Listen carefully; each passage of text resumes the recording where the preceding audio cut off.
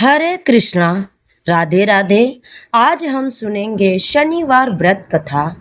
बोलिए शनि देव भगवान की जय। एक समय की बात है, स्वर्गलोक में सबसे बड़ा कौन है? इस प्रश्न पर सभी नवग्रहों में विवाद हो गया।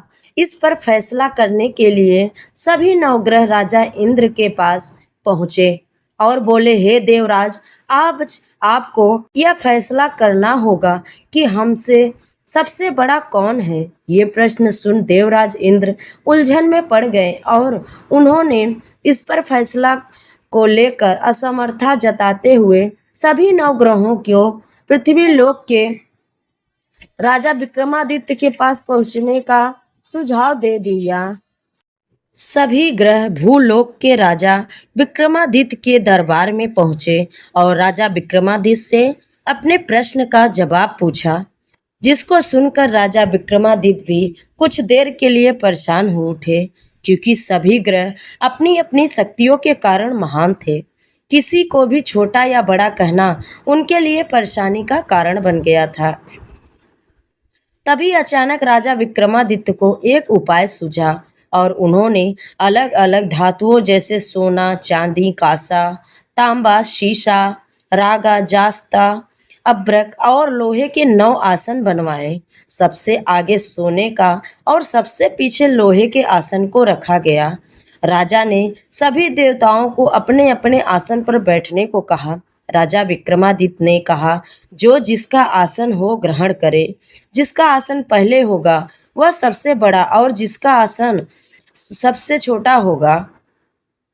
क्योंकि लोहे का आसन सबसे पीछे था, इसलिए शनि देव समझ गए कि राजा ने मुझे सबसे छोटा बना दिया है। इस फैसले से शनि देव नाराज होकर बोले, हे राजन, तुमने मुझे सबसे पीछे बैठाकर मेरा अपमान किया है। तुम मेरी शक्तियों से परिचित नहीं हो। सूर्य एक रास में 1 महीने, चंद्रमा 2 महीने 2 दिन, मंगल 1.5 महीने, बुध और शुक्र 1 महीने, बृहस्पति 13 महीने रहते हैं, लेकिन मैं किसी भी राशि पर 2.5 वर्ष से लेकर 7.5 वर्ष तक रहता हूँ। बड़े बड़े देवताओं को मैंने अपने प्रकोप से पीड़ित किया है। अब तू भी मेरे प्रकोप से नहीं बचेगा। इस पर राजा विक्रमादित्य कहा, जो कुछ भाग्य में होगा देखा जाएगा। कुछ समय बाद जब राजा विक्रमादित्य पर 7.5 की दशा आई तो शनि देव ने घोड़े के व्यापारी का रूप धारण किया और बहुत से घोड़े के साथ विक्रमादित्य राजा की नगर पहुंचे। राजा विक्रमादित्य उस घोड़े को देखकर एक अच्छे से घोड़े को अपनी सवारी के लिए चुनकर उस पर चढ़ गए। राजा जैसे ही उस घोड़े पर सवार हुए, वह बिजली के गति से दौड़ पड़ा। तेजी से दौड़ता हुआ घोड़ा राजा को दूर एक जंगल में लेकर गया और फिर वहां राजा को गिराकर गायब हो गया। विक्रमादित्य अपने नगर लौटने के लिए जंगल में भटकने लगे, लेकिन विक्रमादित्य को कोई रास्ता नहीं मिला। राजा को बहुत तेज भूख प्यास लगी थी। जंगल में बहुत घूमने पर राजा को एक चरवाहा मिला। चरवाहा ने उसे पानी मांगा। पानी पीकर राजा ने उस चरवाहे को अपनी अंगूठी दे दी और उससे रास्ता पूछकर जंगल से निकलकर पास के नगर में चल दिए। नगर पहुंचकर राजा एक सेठ की दुकान पर बैठ गए।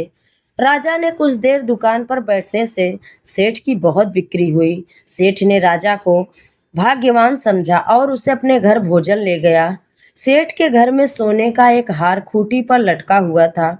राजा को उस कमरे में छोड़कर सेठ कुछ देर के लिए बाहर चला गया। तभी राजा के देखते देखते खूंटी सोने के हार को निगल गई। सेठ ने जब हार गायब देखा तो उससे चोरी का संदेह राजा पर किया और अपने नौकरों से कहा कि इस परदेसी को रस्सियों से बांधकर नगर के राजा के पास ले जाओ। राजा ने विक्रमादित्य से हार के बारे में पूछा तो उन्होंने बताया कि खूंटी ने हार को स्वयं निगल लिया। इस पर राजा क्रोधित हुए और उन्होंने चोरी करने के अपराध में राजा विक्रमादित्य के हाथ पांव कटवाने का आदेश दिया। सैनिकों ने राजा विक्रमादित्य के हाथ पांव काटकर उन्हें सड़क पर छोड़ दिया। कुछ दिन बाद एक तेली उन्हें उठाकर अपने घर ले गया और उसे कोल्हू पर बैठा दिया। राजा आवाज देकर बैलों को हाँकता रहता इस तरह तेली का बैल चलता रहता और राजा को भोजन मिलता रहता। शनि के प्रकोप की 7.5 पूरे होने पर वर्षा ऋतु आरंभ हुई। एक रात विक्रमादित्य मेघ मल्हार गा रहा था। तभी नगर की राजकुमारी मनभावनी रथ पर सवार होकर उस घर के पास से गुजरी। उसने मल्हार सुनी तो उसे अच्छा लगा, जिसके बाद राजकुमारी ने दासी को भेजकर गाने वाले को बुला लाने को कहा। दासी लौटकर राजकुमारी को बताई कि वह अपंग है, लेकिन राजकुमारी उसके मेघ मल्हार से मोहित हो उठी थी, जिसके बाद सब कुछ जानते हुए भी उसने अपंग से विवाह करने का निश्चय किया। राजकुमारी ने अपने माता पिता से जब यह बात कही तो वह हैरान रह गई। उन्होंने राजकुमारी को बहुत समझाया, लेकिन राजकुमारी ने जिद नहीं छोड़ी और प्राण त्याग करने की बात कही। आखिरकार राजा रानी ने विवश होकर अपंग विक्रमादित्य से राजकुमारी का विवाह करा दिया।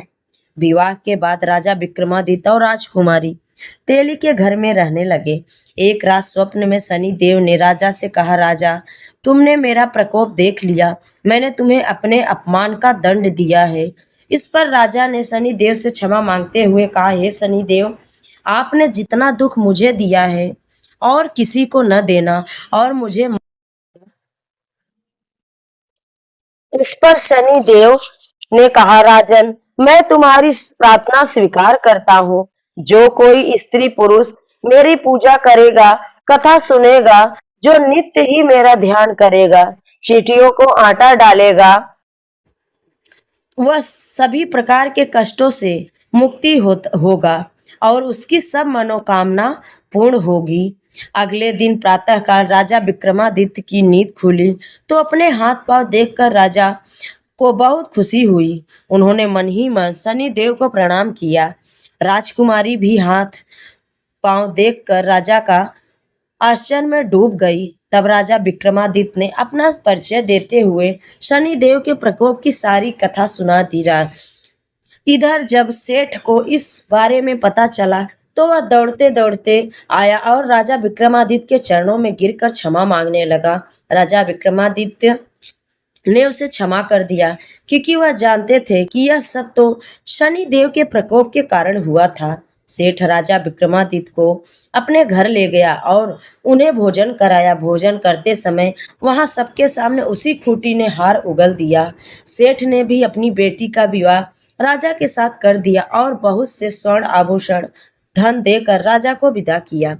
राजा विक्रमादित्य राजकुमारी मनभावनी और सेठ की बेटी के साथ अपने नगर वापस पहुंचे तो नगरवासियों ने हर्ष के साथ उनका स्वागत किया।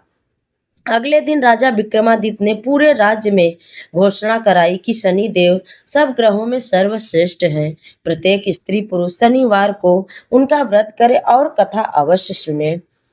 तो ऐसे हैं हमारे शनि महाराज।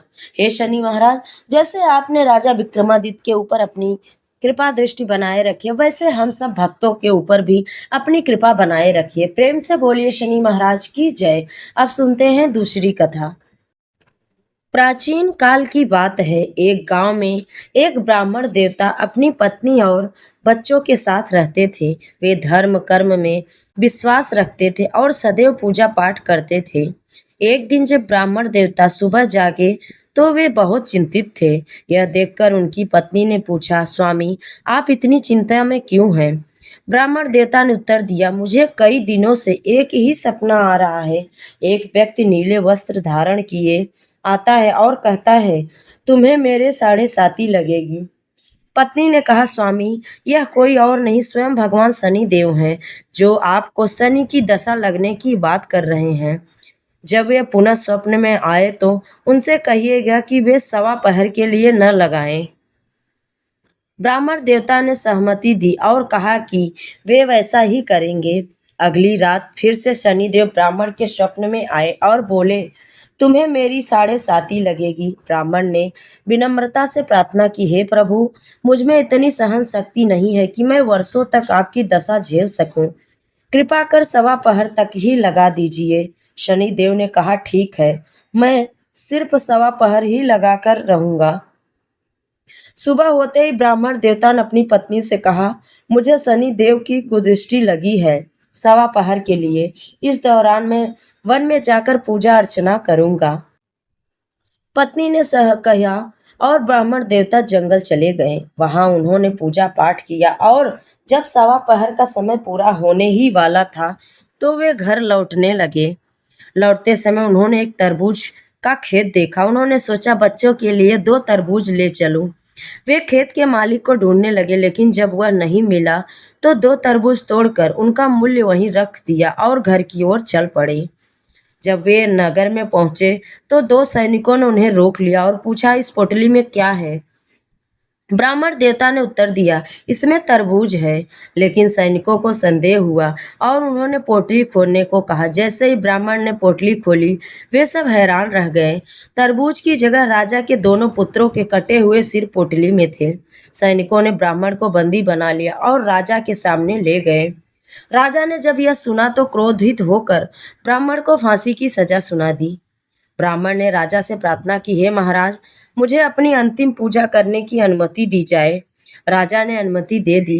ब्राह्मण ने पूजा शुरू की। जैसे ही सवा पहर का समय पूरा हुआ, शनि की कुदृष्टि समाप्त हो गई। कुछ ही क्षणों में राजा के दोनों पुत्र शिकार से लौट आए। यह देखकर राजा और सभी लोग आश्चर्यचकित रह गए। राजा ने ब्राह्मण को सजा से मुक्त कर दिया और पूछा, यह सब क्या था? ब्राह्मण देवता ने उत्तर दिया, मुझ पर शनि देव की सवा पहर की दशा लगी थी, जो अब समाप्त हो गई है। राजा ने पूछा, अगर शनि की दशा लगे तो क्या करना चाहिए? ब्राह्मण देवता ने कहा, काले कुत्ते को तेल लगाकर रोटी खिलाए। अगर जितना आपके पास सामर्थ्य हो, व्यक्ति वाल काले घोड़े या काले हाथी का दान करे। शनिवार के दिन शनि देव की कथा और हनुमान चालीसा का पाठ करे। शनि देव को काले तिल, उड़द तेल और लोहे का दान करे। यह सुनकर राजा ने ब्राह्मण को सम्मान पूर्वक विदा किया। जब ब्राह्मण घर पहुंचे तो पत्नी ने, स्वामी, पोटली में क्या लाए हैं? ब्राह्मण ने कहा, बच्चों के लिए तरबूज लाया हूँ। पत्नी ने पोटली खोली, लेकिन यह क्या? तरबूज की जगह उसमें सोने, चांदी और हीरे जवाहरात भरे थे। ब्राह्मण यह देखकर अत्यंत आश्चर्य और प्रसन्न हुए। ब्राह्मण ने शनिदेव को प्रणाम किया और कहा, हे शनिदेव, आपकी महिमा अपरंपार है। जब आपकी सवा पहर की दशा लगी तो तरबूज राजा के पुत्रों के सिर में बन गए और जब दशा समाप्त हुई तो वे तरबूज सोने चांदी के बन गए। हे शनिदेव, कृपा करें कि आपकी कुदृष्टि किसी पर न लगे और जैसे आपने मुझ पर कृपा की वैसे सब पर कृपा करिएगा। प्रेम से बोलिए शनि महाराज की जय। आइए अब सुनते हैं सीता माता की कथा। राम आए लक्ष्मण आए, देश के पुजारी आए, नित नेम का नेम लाए। आओ राम बैठो राम, माखन मिश्री खाओ राम, दूध बतासा पियो राम, सुत के पलका पोटो राम, साल दुसाला ओढ़ो राम। राम संवारे सबके काम, खाली घर भंडार भरेंगे, सबका बेड़ा पार करेंगे। जय श्री राम, जय जय राम। यह कहानी सीता माता कहती थीं और श्री राम इसे सुना करते थे। एक दिन श्री राम भगवान को किसी काम के लिए बाहर जाना पड़ गया तो सीता माता कहने लगी कि भगवान, मेरा तो 12 वर्ष का नित नेम है, अब आप बाहर जाएंगे तो मैं अपनी कहानी किसको सुनाऊंगी? श्री राम ने कहा कि तुम कुएं की पाल पर जाकर बैठ जाना और वहां जो औरतें पानी भरने आएंगी उन्हें अपनी कहानी सुना देना। सीता माता कुएं के पास जाकर बैठ जाती हैं। एक स्त्री आई। उसने रेशम की जरी की साड़ी पहन रखी थी और सोने का घड़ा ले रखा था। सीता माता ने उसे देखकर कहती कि बहन, मेरा 12 वर्ष का नितनेम सुन लो। पर वह स्त्री बोली कि मैं तुम्हारे नितनेम सुनूंगी तो मुझे घर जाने में देरी हो जाएगी और मेरी सास मुझसे लड़ेगी। उसने कहानी नहीं सुनी और चली गई। उसकी रेशम जरी की साड़ी फट गई। सोने का घड़ा मिट्टी के घड़े में बदल गया। सास ने देखा तो पूछा कि ये किसका दोष अपने सर लेकर आई है। बहू ने कहा कि कुएं पर एक औरत बैठी थी, उसने कहानी सुनने के लिए कहा, लेकिन मैं सुनी नहीं, जिसका वह यह फल मिला। बहू की बात सुनकर अगले दिन वही साड़ी और घड़ा लेकर सास कुएं के पास आई। सास को वहीं माता सीता बैठी मिली तो माता सीता ने कहा कि बहन, मेरी कहानी सुन लो। सास बोली कि एक बार छोड़, मैं तो 4 बार कहानी सुन लूंगी। राम आए लक्ष्मण आए, देश के पुजारी आए, नित नेम का नेम लाए, आओ राम बैठो राम। तपी रसोई जियो राम, माखन मिश्री खाओ राम, दूध बतासा पियो राम, सूत के पलका मोठो राम। साल दुसाला पोठो राम, साल दुसाला ओढ़ो राम, जब बोलूं जब राम ही राम, तब संवारे सबके काम, खाली घर भंडार भरेंगे, सबका बेड़ा पार करेंगे। श्री राम जय जय राम। सास बोली कि बहन, कहानी तो बहुत अच्छी लगी। कहानी सुनकर सास घर चली गई और उसकी साड़ी फिर से रेशम जरी की बन गई। मिट्टी का घड़ा फिर सोने के घड़े में बदल गया। बहू कहने लगी, सासू माँ, आपने ये सब कैसे किया? सास ने कहा कि बहू, तू दोष लगा के आई थी और मैं अब दोष उतार कर आ रही हूँ। बहू ने फिर पूछा कि वह कुएं वाली स्त्री कौन है? सास बोली कि वो सीता माता थी। वो पुराने से नया कर देती हैं, खाली घर में भंडार भर देती हैं, वह लक्ष्मी जी का वास घर में कर देती हैं, आदमी की जो इच्छा हो उसे पूरा कर देती हैं। बहू बोली कि ऐसी कहानी मुझे भी सुना दो। सास बोली कि ठीक है, तुम भी सुनो। और सास ने कहानी शुरू की। राम आए लक्ष्मण आए, देश के पुजारी आए, नित नेम का नेम लाए, आओ राम बैठो राम, तपी रसोई जियो राम, माखन मिश्री खाओ राम, दूध बतासा पियो राम, सुत के पलका मोठो राम, साल दुसाला पोठो राम, साल दुसाला ओढ़ो राम, जब बोलूं जब राम ही राम, राम संवारे सबके काम, खाली घर भंडार भरेंगे, सबका बेड़ा पार करेंगे। श्री राम जय जय राम। कहानी सुनकर बहू बोली कि कहानी तो बहुत अच्छी है। सास ने कहा कि ठीक है, इस कहानी को रोज कहा करेंगे। अब सास बहू रोज सवेरे उठती, नहाती धोती और पूजा करने के बाद निम्न की सीता की कहानी कहती। एक दिन उनके यहाँ एक पड़ोसी और की औरत आई। बोली कि बहन, जरा सी आँच देना। तो वह बोली कि आँच तो हमें अभी जलाई नहीं। पड़ोसन ने कहा, तुम सुबह 4 बजे उठकर क्या कर रही हो? उन्होंने कहा, सुबह उठकर हम पूजा करते हैं, फिर सीता माता की नितनेम की कहानी कहते हैं। पड़ोसन ने उसकी बात सुनकर फिर कहा कि सीता माता की कहानी कहने से तुम्हें क्या मिला? वे बोली कि इनकी कहानी कहने से घर में भंडार भर जाते हैं, सारे काम सिद्ध होते हैं, मन की इच्छा की पूर्ति होती है। पड़ोसन कहती है कि बहन, ऐसी कहानी तो मुझे भी सुना दो। फिर वह बोली, ठीक है, तुम भी यह कहानी सुन लो। राम आए लक्ष्मण आए, देश के पुजारी आए, नित नेम का नाम लाए, आओ राम बैठो राम। सारी कहानी सुनाने के बाद पड़ोसन कहने लगी, बहन, कहानी तो मुझे बहुत अच्छी लगी। अब वह पड़ोसन भी नितनेम सीता माता की कहानी कहने लगी। कहानी कहने से सीता माता ने पड़ोसन के भी भंडार भर दिए। हे सीता माता, जैसे आपने उनके भंडार भरे, वैसे ही आप हमारे भी भंडार भरना, कहानी सुनने वाले के भी और कहानी कहने वाले के लिए भी। प्रेम से बोलिए सीता माता की जय। तो आज की रही है शनिवार की व्रत कथा। प्रेम से बोलिए शनि महाराज की जय। अगर आप सभी को कथा अच्छी लगे तो लाइक, शेयर और चैनल को सब्सक्राइब जरूर करें। कमेंट में जय शनि महाराज जरूर लिखें।